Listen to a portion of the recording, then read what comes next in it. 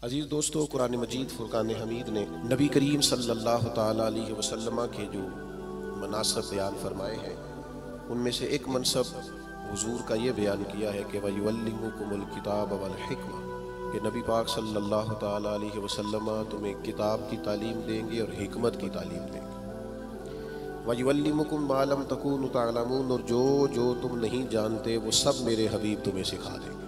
नबी पाक सल्लल्लाहु ताला अलैहि वसल्लम मुअल्लिम कायनात बनकर दुनिया में तशरीफ़ लाए। जिन जिन चीज़ों की इंसानियत को, बनी नो इंसान को, मुसलमान को हाजत और ज़रूरत थी, वो सारी चीज़ें हुज़ूर अलैहिस्सलाम ने सिखाई। अगर मैं दो लफ्ज़ों में बात को समेटूँ तो महबूब ने वो जीने का तरीका सिखाया है जिस जीने में भी बड़ा मज़ा है, और महबूब पाक अलैहिस्सलाम ने वो जीने का तरीका सिखाया है जिस जीने के बाद मरने में भी बड़ा ही मज़ा है। हुज़ूर अलैहिस्सलाम की जो तालीमात हैं वो ज़िंदा और जावेद है। एक एक बात इंसान को ज़हनी तौर पर तवाना और फ़िक्री तौर पर जवान कर देती है। नबी रहमत अलैहिस्सलाम के इरशादात इतने आला हैं जो हर इंसान को, हर शख्स को शऊर ज़िंदगी अता करते हैं। आप अंदाज़ा फरमाइए, मज़दूर क्या समझता है अपने आप? वो समझता है मैं नहायत गरीब आदमी हूँ, सुबह जाता हूँ, मुशक्क़त करता हूँ, पसीने में शराबूर रहता हूँ, हाथों पे छाले पड़ जाते हैं। लेकिन अगर हुज़ूर अलैहिस्सलाम की तालीमात को देखा जाए तो हुज़ूर फरमाने लगे, सबसे बेहतरीन खाना ही वो है जो तू अपने दो हाथों की मेहनत से कमा के खाता है। नबी करीम अलैहिस्सलाम ने उसको इतनी इज्जत दी कि मज़दूर को फ़ख्र होने लगा कि मैं मज़दूरी नहीं कर रहा, मैं तो बड़ा अजीम आदमी हूँ। हर शख्स के बारे में जो हुजूर की तालीम, आप यकीन करें, हमारी जितनी भी ज़िंदगी में, हमारे जहनों में, हमारे मिजाजों में, हमारी तबीयतों में जितना भी इस्तिराब पैदा होता है, जितनी भी बेचैनी पैदा होती है, किसी जगह किसी मकाम पर अगर कोई उलझाव पैदा होता है तो उन सारे सवालों के जवाब अल्लाह के रसूल ने इरशाद फरमाए। हम चूँकि किताब व सुन्नत की तालीमात के मामले में बहुत गहरा उतरते ही नहीं, ज़्यादा तवज्जो ही नहीं करते, इन हिमाक के साथ उन चीज़ों को लेते नहीं, वरना एक एक पहलू पर हुजूर ने तालीमात बयान फरमाई। और फिर उसके साथ साथ जो कमाल है वो ये है कि महबूब करीम ने सिर्फ किताब की तालीम नहीं दी, हिकमत भी सिखाई। दानाई बड़ी नेमत है, हिकमत बड़ी सादत है, और नबी पाक सल्लल्लाहु ताला अलैहि वसल्लम हिकमत की तालीम इरशाद फरमाने वाले।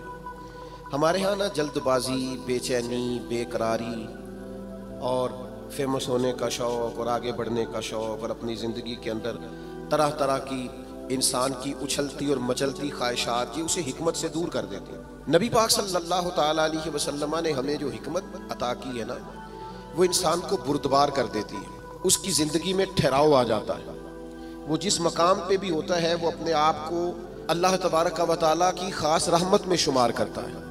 उसे एक ख़ास किस्म का इत्मीनान क़ल्बी और इंशराह सदर नसीब होता है। देखें, एक ही काम है, उसे बेचैन होके कर लिया जाए फिर भी उसने हो जाना है, बेचैन होके कर लिया जाए, परेशान होके कर लिया जाए, उलझ के कर लिया जाए और उकता के कर लिया जाए तो काम फिर भी हो जाता है। लेकिन वही काम अगर सुकून से कर लिया जाए, ठंडक से कर लिया जाए, ज़रा मुस्कुरा के कर लिया जाए, ज़रा बुर्दबारी से कर लिया जाए, तो उसका नतीजा ये निकलता है कि इंसान ना सुकून में रहता है। हमारे यहाँ चूँकि दानाई नहीं होती तो जो बिल्कुल सही चीज़ होती है ना, उसका भी हम ऐसा उलट मतलब बयान करते हैं, ऐसा इनफरादी मतलब बयान करते हैं कि वो सही बात भी बाज़-औक़ात ना गलत हो जाती है। आप सही बात भी करें, वो कुछ लोग कहते हैं जी मैं इसलिए कड़वा हूँ कि मैं सच बोलता हूँ, तो मैंने कहा ऐसी बात नहीं है। दुनिया में सबसे ज़्यादा सच नबी करीम ने बोला है, पर इतना मीठा करके बोला है कि दिल नहीं रूह तक उतर गया है। अजीज़ दोस्तों, एक बादशाह ने ना ख्वाब देख लिया था। उसने ख्वाब देखा कि मेरे सारे दांत टूट गए। उसने एक ताबीर बताने वाले से ताबीर पूछी कि ये मेरे सारे दांत टूट गए, इसकी ताबीर क्या है? तो वो ताबीर बताने वाला परेशान होकर कहने लगा, बादशाह बात बड़ी खौफनाक है, जो ख्वाब आपको आया है, ताबीर बड़ी ख़तरनाक है। ताबीर ये है कि आपके सारे रिश्तेदार, बहन भाई, बीवी बच्चे आपकी ज़िंदगी में फौत हो जाएंगे। बादशाह को बड़ा गुस्सा आया, उसने सजा दी कि कैसी खौफनाक खबर सुना रहा है, सारे चले जाएंगे तो मैंने जी के क्या करा। कुछ दिनों के बाद एक और ताबीर करने वालों को बुलाया और उससे बुला के कहा कि मैंने ये ख्वाब देखा है कि मेरे सारे दांत टूट गए हैं, तो ताबीर क्या है? तो वो कहने लगा, बादशाह ये तो बड़ा अच्छा ख्वाब है। उसने कहा क्या मतलब? कहने लगा इस ख्वाब की ताबीर ये है कि आपके ख़ानदान में से सबसे लंबी उम्र अल्लाह आपको अता फरमाएगा। बादशाह ने इस बंदे को इनाम दिया, ताइफ दिए और बार बार आने की दावत दी। मेरा ख्याल है ताबीर एक ही नहीं बताई दोनों ने, लेकिन बात अगरचे बेसलीका हो कलीम, पर बात करने को सलीका चाहिए। हम ना अपने बच्चों को इस तरह समझाते हैं कि वो बच्चे बजाय समझने के नाराज हो जाते हैं। हमारा समझाने का अंदाज बाज़ोकात इल्ला माशाअल्लाह तो ही नामेज होता है। हमारा बाज़ोकात बाज़ लोगों से मिलना, बाज़ लोगों के साथ रब्त रखना, उसमें खूबसूरती नहीं होती। दानाई, तदब्बुर, हिकमत, मामला फहमी, ये एक बड़ा ज़रूरी काम है, एक बड़ा समझदारी वाला काम। नबी पाक सल्लल्लाहु ताला अलैहि वसल्लम ने हमें हिकमत सिखाई, दानाई सिखाई। पता है मसाइल कब होते हैं? जब हम उन्हें जहन पे सवार कर लेते हैं, और जब परेशानी को जहन पे सवार ना किया जाए फिर परेशानी नहीं रहती, फिर बंदा आसानी से उस परेशानी से गुजर जाता है। बड़े तदब्बुर के साथ रोजमर्रा के मामलात को डील करें। मेरे पास एक दोस्त अपने बच्चे को लेके आए, हजरत इसको दम कर दें, और साथ उन्होंने कहना शुरू किया बाकी तो इसके बहन भाई बड़े अच्छे थे, ये जिद्दी भी बहुत है और अड़ भी बड़ी जल्दी जाता है, और इसके मिजाज में तलखी भी बहुत ज़्यादा है, और इसकी तबीयत के अंदर सख्ती। दो चार बातें उन्होंने की तो मैंने कहा कि आप तो इसके वालिद हैं, अगर आप ये लबो लहजा इसके बारे में बयान करेंगे कि तो सारे खानदान से कट जाएगा। आपको तो ऐसा करना चाहिए था कि अगर आप इसे समझाते भी तो इस तरह समझाते कि इसे पता ही ना चलता मुझे कोई समझा रहा है। आप इसको जिद्दी कह रहे हैं, इसका तो जहन बन जाएगा, मैं तो वाकई जिद्दी हूँ, तबीयत बन जाएगी, जहन उसका उलझ जाएगा।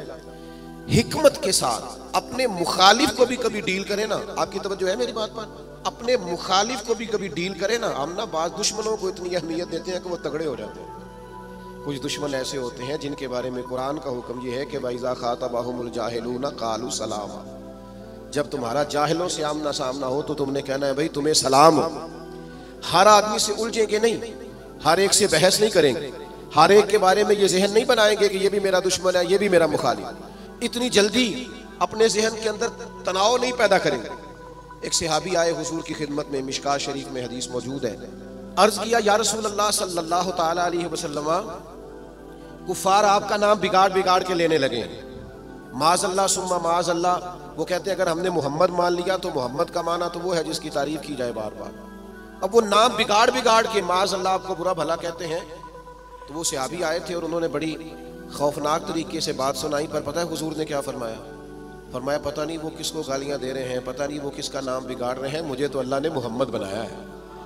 अपने दुश्मन को भी आप हिकमत से डील करेंगे, आप देखेंगे कि आपको उसको इतना तवाना नहीं कर देना कि वो बाद में ज्यादा बड़ा मसला बन जाए। तो दानाई, तदब्बुर, हिकमत, मामला फहमी। यानी एक शख्स ने आके हुजूर की बारगाह में अर्ज किया मैं इस शर्त पे कलमा पढ़ूंगा कि मैं नमाजें 2 पढ़ूंगा। ये सिर्फ हुजूर का इख्तियार है कि नबी पाक किसी को इजाजत दे दे, वरना किसी और का इख्तियार नहीं है। मैं फकत 2 नमाजें पढ़ूंगा, अगर आप इजाजत देते हैं तो मैं कलमा पढ़ता हूँ। अल्लाह के हबीब ने फरमाया तो आ जा 2 ही पढ़ देना। शारहीन हदीस ने लिखा है उसने 2 नमाजों की शर्त पे कलमा पढ़ा था, फिर वो तहज्जुद भी पढ़ा करता था। हमारे यहाँ ना लोगों को मौका ही नहीं दिया जाता मस्जिद आने का।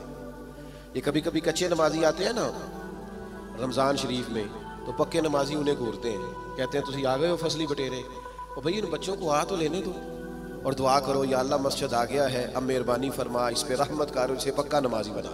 लेकिन वो दानाई, वो खास हिकमत, वो मामला फहमी, वो हुस्न जो नबी पाक अलैहिस्सलाम ने हमें दिया है, हमें उस मामला फहमी को समझना चाहिए, हमें मौका देना चाहिए। देखिए जब सुलह हुदैबिया हुई ना तो बाज़ शराइत ऐसी थी जो बड़ी मुश्किल थी सहाबा के लिए मानना। मसलन एक शर्त ये थी सुलह हुदैबिया जब हुजूर ने कुफारे मक्का के साथ सुलह की तो उसमें एक शर्त ये थी कि अगर कोई मुसलमान मक्के से मदीने आएगा अपने आका की इजाज़त के बगैर तो मदीने में उसे रखा नहीं जाएगा, वापस किया जाएगा। लेकिन अगर कोई मदीने से मक्का जाएगा तो मक्के वाले वापस नहीं करेंगे, यानी हम बंदा वापस करेंगे, वो वापस वो वहाँ बंदा रख सकते हैं, लेकिन हमारा अपना भी आए तो हम उसे पनाह नहीं देंगे। अब ये शर्त बड़ी अजीब थी। हज़रत उमर रज़ी अल्लाह ताला अन्हु परेशान हो गए, बुखारी शरीफ में मौजूद है, और जाके अर्ज़ की या रसूल अल्लाह सल्लल्लाहु ताला अलैहि वसल्लम, आप भी सच्चे हैं, कुरान भी सच्चा है, इस्लाम भी सच्चा है, फिर हम दब के सुलह क्यों करें? तो नबी करीम ने फरमाया उमर मैं अल्लाह का रसूल हूँ, मैं वही कहता हूँ जो मेरा रब हुक्म इरशाद फरमाता है। फरमाते हैं मैं जनाब सिद्दीक़ अकबर के पास भी गया कि ये अजीब बात है कि वो बंदा वापस नहीं करेंगे, हमें वापस करना पड़ेगा। तो ये हम दब के सुलह क्यों करें जब कुरान सच्चा, इस्लाम सच्चा, नबी करीम सच्चे। तो हजरत अबू बकर सिद्दीक के ईमान पे कुर्बान जाए, उन्होंने भी वही लफ्ज दोहराए, कहने लगे उमर वो अल्लाह के रसूल है, वो जो बात भी करते हैं रब करीम के हुक्म से करते हैं, लिहाजा उन्होंने जो कर दिया ठीक है। अब ये वो बज़ाहिर शर्त थी जिससे लग रहा था कि मुसलमान दब के सुलह कर रहे हैं, लेकिन आपको पता है सबसे ज्यादा फायदा इस्लाम को इस शर्त ने दिया। वो जो मुजाहिदीन इस्लाम मक्का मुकरमा से हिजरत करके मदीना तैयबा आते, उन्हें पता था कि हुजूर अलैहिस्सलाम हमें नहीं रखेंगे। हजरत अबुल बसीर रदी अल्लाह तआला अन्हु और इस तरह के कुछ और सहाबा ये जब मदीना तैयबा आए और हुजूर ने वापस किया तो इन्होंने एक तीसरे मकाम पे डेरा लगाया। वहां सारे मुजाहिदीन आहिस्ता आहिस्ता इकट्ठे होने लगे। उसका नतीजा ये निकला कि काफिर जब भी वहां से गुजरते उन्हें तकलीफ का सामना करना पड़ता, तो जिस शर्त पर वो बड़े डटे हुए थे ना कि हमने मनवा लिया है, सबसे पहले कुफारे मक्का इकट्ठे होके आए कि मेहरबानी करें इस शर्त को तो खत्म करें, आप अपने लोगों को बुलाएं मदीना मुनव्वरा। तो तदब्बुर, दानाई, मामला फहमी।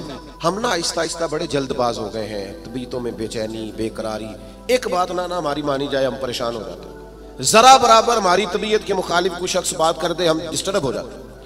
हमारा माहौल इस कदर ज्यादा पेचीदा हो जाता है ज़हनी कि जो बड़े बड़े बासलाहियत लोग हैं, बड़े बड़े बाशऊर लोग, वो भी हकीम ना होने की वजह से, दाना ना होने की वजह से अपनी सलाहियतों से कोई फायदा नहीं उठा सकते। मेरे नौजवान दोस्तों, मेरे बुजुर्गों, अपनी जिंदगी में कमाल बुर्दबारी पैदा करें, कमाल हौसला पैदा करें, तबीयत के अंदर ठहराव लाए। आप महसूस करेंगे कि बहुत सारे बिगड़े हुए काम संवरने लगे।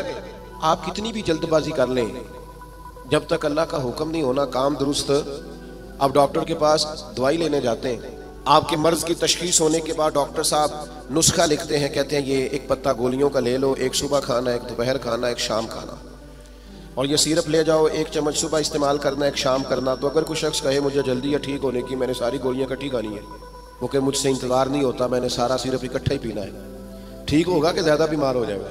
वो गोलियां, वो दवाई है शिफा के लिए, लेकिन अगर आप उस दानाई के तरीके के मुताबिक इस्तेमाल नहीं ना करेंगे जो इस्तेमाल करने का तरीका है, तो उसका असर गलत होने लगेगा। हमारे मिजाज का जो उलझाव होता है और तबीयत की जो जल्दबाजी होती है, और ये जो बार बार जिन लोगों को गुस्सा आता है और जो बार बार जबर में आ जाते हैं, बार बार ठंडे हो जाते हैं, ताने शाने कभी मिल जाए तो सुन लेने चाहिए, क्या रह जाए, तानों का भी तो मजा है ना, ये मजा लें, ये सुरूर हासिल करें।